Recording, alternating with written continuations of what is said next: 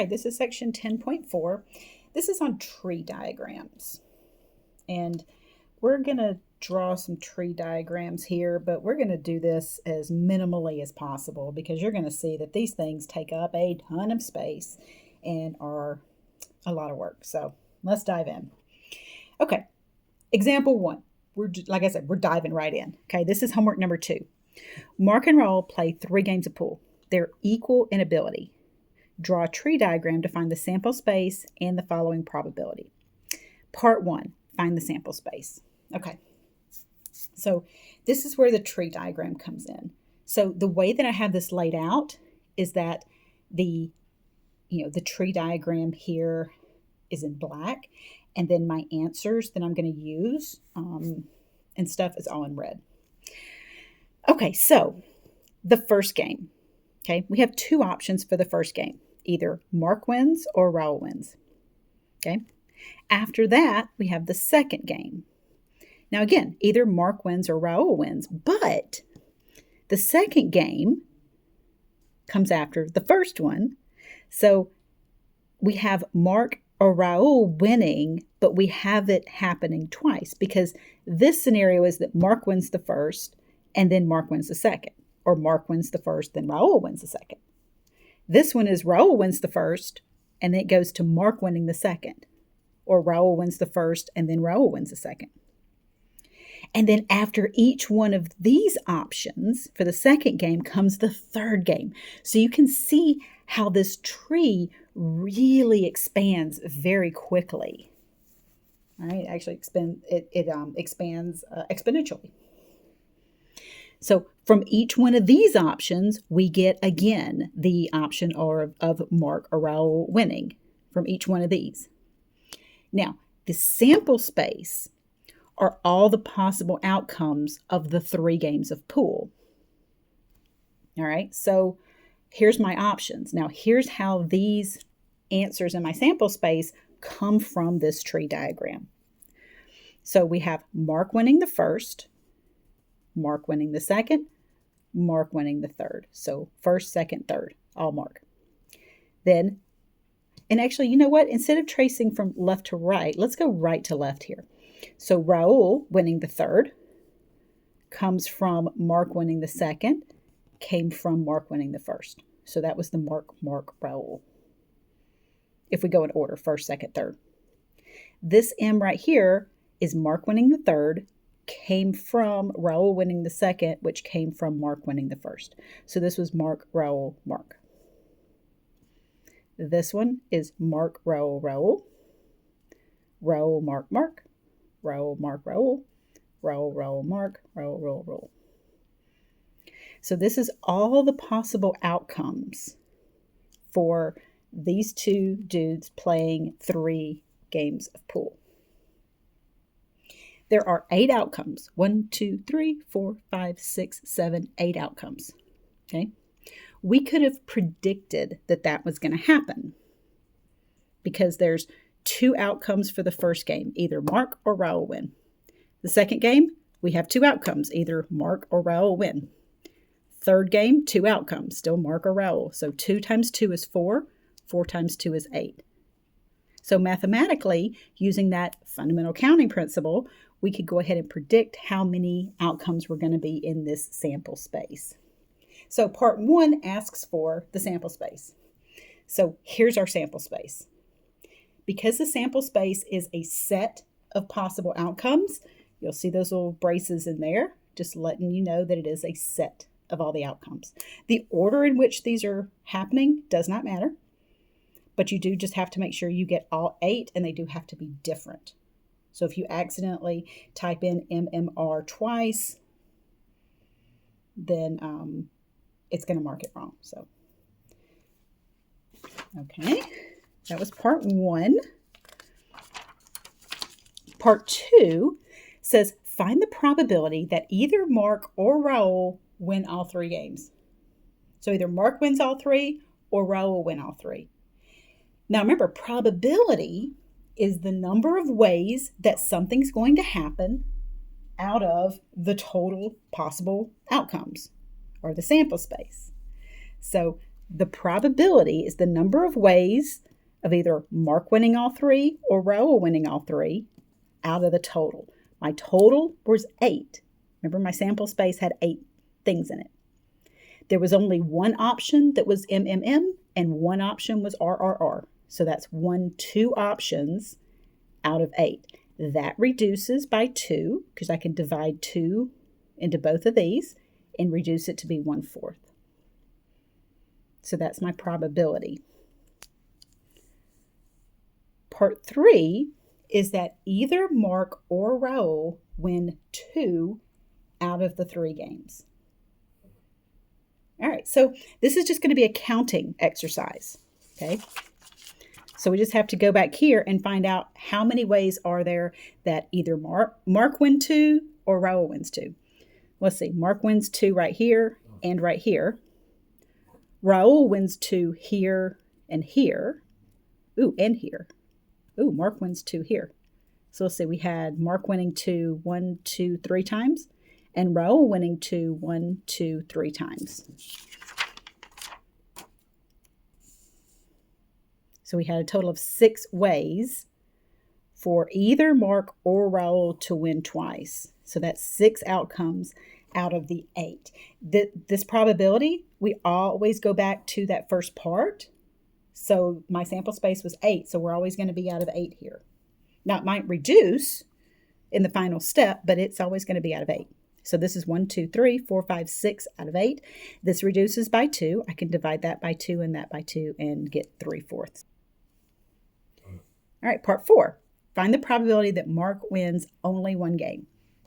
So we need to flip back here, and Mark winning 1 game, let's see, happens right here and right there. Right, is that it? Yeah, looks like there's only the outcomes where Mark wins 1 game. Oh, wait, I missed one. Where was it? Right here. Right here. Oh, and right here. Yeah, I did miss one. So there's 3. Good thing I already did this. So there's 3 ways for Mark to win only 1 game out of a total of 8. So we get those 3 outcomes out of 8. That does not reduce. So our answer is just that 3 out of 8. Okay, so moving on. Part 5, find the probability that Raul wins the first game, loses the second, and then wins the third. All right, that's very specific, right? So really, that's the only outcome when that happens. He wins the first. If he loses the second, there's only one way he loses, and that is Mark wins, and then wins the third. So there's only one outcome out of the 8. So when you see these and you think, oh, this has got 5 parts to it, be grateful, because I would rather have one question where I do all this mess up front and then I get to just come back to this, just keep coming back to this and just counting things out to get the answer rather than have to redo this every single time for a brand new problem or a brand new situation, So yeah, I'll take 5 parts over having to have different scenarios every time. Okay, so homework number 1, all right? And I abbreviated this, but here's the gist of it, right? So this girl's got one $1 bill, one $5 bill, and one $10 bill. We want to find the sample space for choosing 2 bills blindly. Right? So you just reach into your wallet and you just pull out a bill and then, pull out another bill blindly. Now, we are putting back the original bill. So you pull out a bill, look at it, put it back, and then pull out another one. Okay? So what is the sample space here? So this one, we've got 3 options. The first bill that's pulled out could be a 1, 5, or a 10. From each one of those, we have 3 more options because we're putting that first bill back. Okay, and all that was explained in the homework. I was just kind of lazy and didn't write down the entire problem. So just know that your problem will be similar, probably just different numbers. Okay, so from each one of these, we still have 3 outcomes. So really, we have 3 outcomes for the first bill that's chosen, and then 3 outcomes for the second. So we've got a total of 9 outcomes. Okay. So again, just like the Mark and Raoul thing, we've got 1, 1, 1, 5, 1, 10, 5, 1, 5, 5, 5, 10, 10, 1, 10, 5, 10, 10. So this being my first bill, this being my second bill. Okay. Find the probability that both bills have the same value. All right, well, that would be the 1, 1, the 5, 5, and the 10, 10. So that would be those 3 outcomes out of the total sample space, which was 9. All right, so we had 3 outcomes, either 1, 1, 5, 5, or 10, 10, both bills being the same. So 1, 2, 3 outcomes out of the total of 9 outcomes in the sample space. Part 2, find the probability that the second bill is smaller in value than the first. Okay, so let's go back to this. That what does it say? The second bill is smaller than the first. Okay, so let's see. Nope, none of those. Yep, second bill is smaller, so 5, 1 fits that criteria. 10, 1, and 10, 5. So those fit that criteria. So the outcomes where the second is smaller are these 3 outcomes. Now remember, if it's the same, 10, 10, this is not smaller. 10 is not smaller than 10. It's equal to it.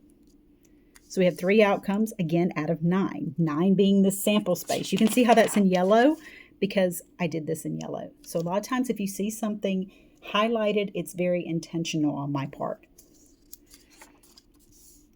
All right, so there are other parts to this, but I feel like between example 1 and this one that, you kind of get the gist of it. So I'm going to skip the other parts, but I just want you to know that they are there. But this is basically a counting exercise of just reading the situation, going back to that tree, that list of all the outcomes, and just counting up which ones meet that criteria. And then it's going to be that number over 9 in this case. Now, both cases, this fraction reduced by 3. So if you divide that by 3, you divide that by 3, the fraction does reduce. Okay. All right, so this one. So homework number 3 has us using a deck of cards. Okay. Now, if you're not familiar with a deck of cards, so before I get into the actual question here, which is, the probability that you draw the 3 of clubs, let's talk about what a deck of cards looks like, just in case you don't know. If you know, beautiful. Then all this is just going to be stuff you already know. A deck of 52 cards is split into what's called 4 suits.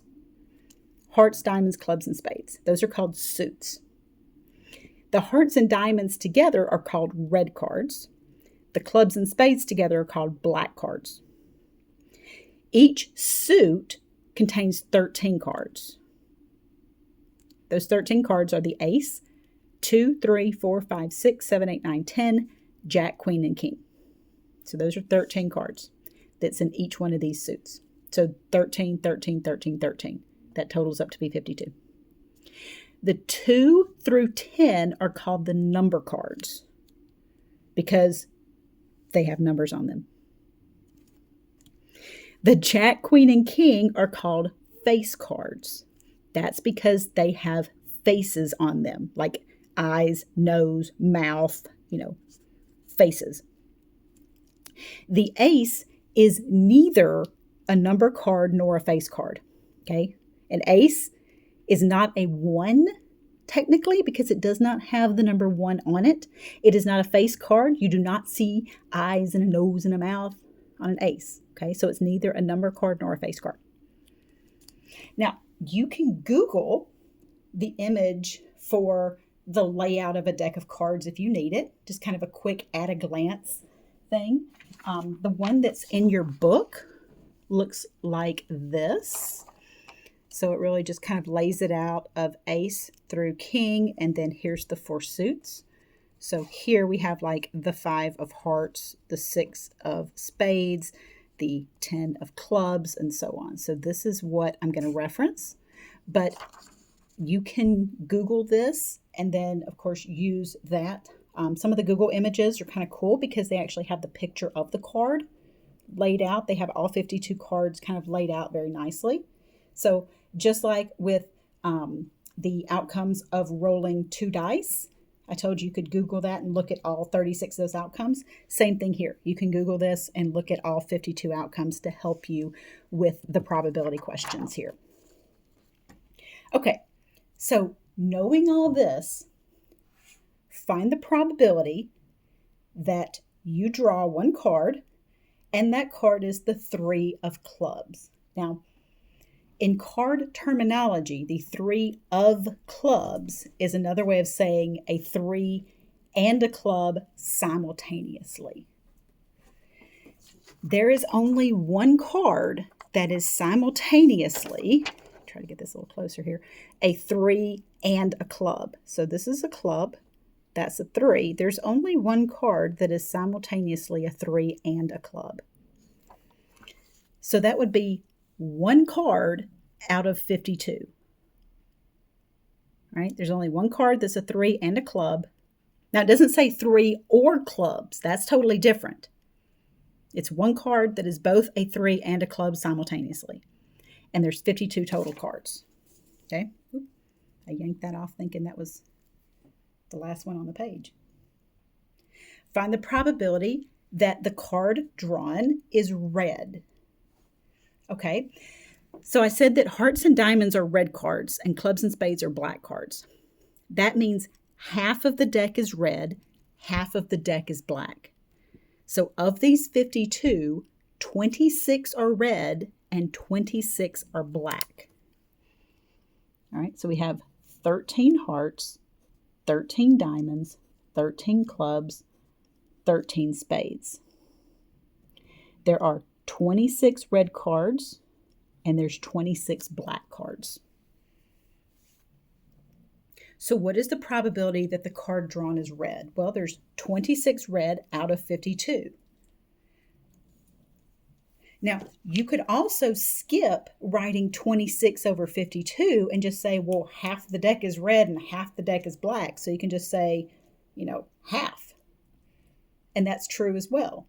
Because this fraction, 26 over 52, does reduce to be 1/2. So remember, on your calculator, it's alpha y equals. So I'm just using this one because I don't have my more sophisticated calculator at home. So 26 out of 52, if you hit enter, boom, 1/2. Okay.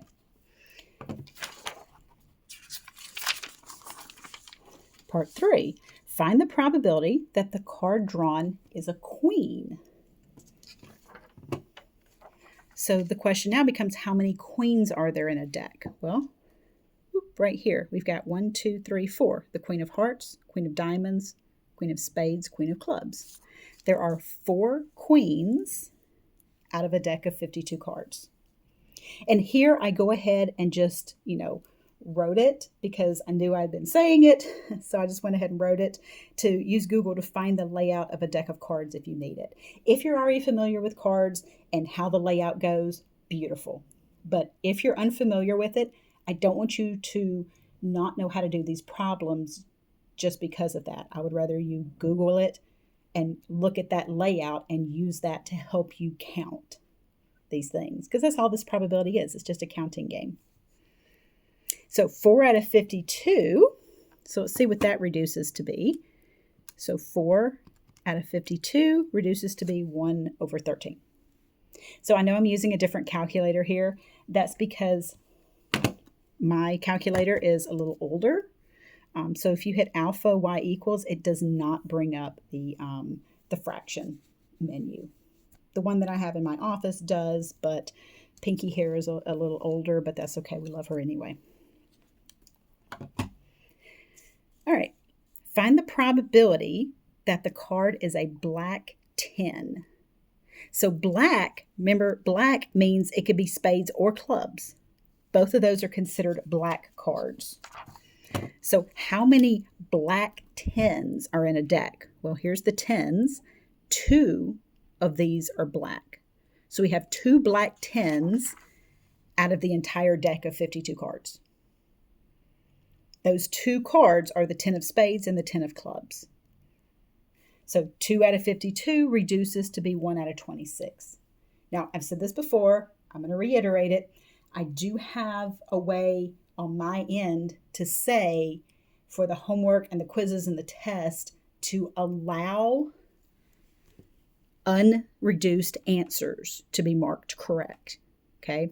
It might tell you to reduce your answer. I think if you put this in, it's going to say, hey, reduce your answer. But I think that if you don't do it and you hit submit anyway, it shouldn't mark it wrong. Okay. I say that because I don't always trust Alex, but if it should mark it wrong, let me know. Okay. So if you put this answer in and it gives you this one and it marks you wrong, let me know. I can fix your grade. But if you can reduce it, it will make your life a lot easier because then you don't have to worry about, whether or not Alex is going to go along with me saying, hey, unreduced answers are okay. Because Alex may be like, no, they're not. All right. I said this earlier that you can use your calculator and the app, that Calc84 app, hit alpha y equals, and you can put in a fraction and you hit enter and it'll reduce it for you. Remember, if it kicks back the same fraction that you typed in, then that means it doesn't reduce. All right, same thing. We're still using a deck of cards. Find the probability that the card is a club, a diamond, or a spade. So we just have to count how many cards are clubs, how many diamonds, how many spades. There are 13 of each suit. So there's 13 clubs, 13 diamonds, 13 spades. So 13, 13, and 13. If I add those up, I get a total of 39 cards that are clubs, diamonds, or spades out of 52. And then 39 out of 52 does reduce to be 3/4. So if you use your calculator to reduce it using that alpha y equals and then put in the fraction and hit enter, that should reduce down to be that. Okie dokie. Almost done. Part 6. Find the probability that the card is a 3 or a club. Now this is different than 3 of clubs. The 3 of clubs is a 3 and a club simultaneously. This is saying a 3 or a club. Okay, so that means we need to add these up. So I've got 1, 2, 3, 4 threes, and I've got 13 clubs. So does that mean I can just add 4 plus 13? Not quite. Because notice when I do this, that 4 plus that 13 has some overlap in here, right? We have 13 clubs. We have 4 threes, but we have 1 card that overlaps. Now, I originally wrote this out of like 13 clubs, the 3 of spades, the 3 of diamonds, the 3 of hearts. Right? So the way I counted these was to say, okay, I've got 13 clubs and then the 3 others that are in this column that I haven't already counted. So that's how I did it. I did 13, 14, 15, 16. Be careful, however you count it. All right. If you did, 13 one way and then 4 the other way and then subtracted 1 and ended up at 16, beautiful. However you did it, you need to end up at 16 cards out of 52. Just be careful that you don't count a card twice when you're doing that. That's the important thing. Because when it comes to these or questions, there could be some overlap and you want to make sure you don't count a card twice. All right, so we got 16 over 52, which reduces to be 4 over 13. Okie dokie. So that finishes up 10.4 for us.